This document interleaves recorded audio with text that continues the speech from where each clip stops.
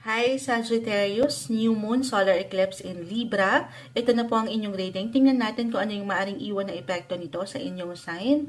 Sa inyo mismo, marahil ito yung kailangan yung marinig. Sagittarius, message po sa mga taong ito. Message will be straightforward, Sagittarius, guidance. New Moon, Solar Eclipse in Libra. Tingnan natin kung anong kailangan yung gabay na mensahe, Sagittarius, okay?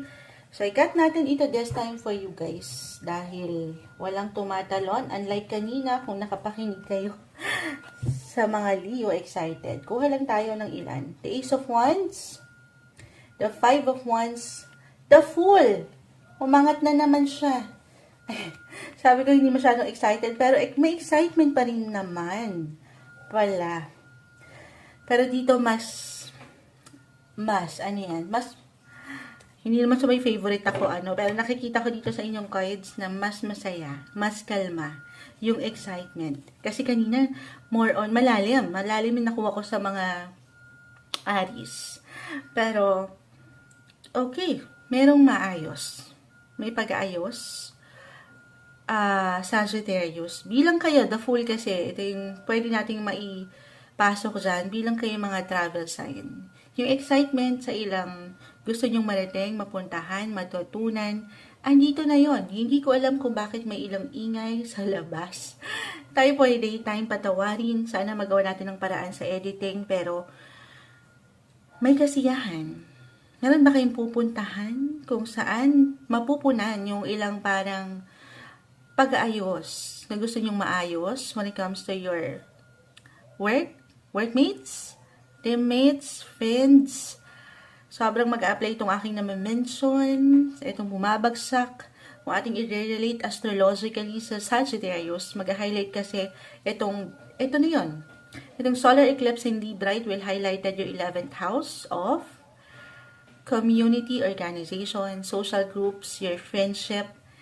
So, may ilang ganap. May something to celebrate. Or maybe, why not? Kamustahin mo naman sila. Baka namimiss ka na nila. Or sila yung lakas mo ngayon. Okay? I feel na merong bago sa inyo.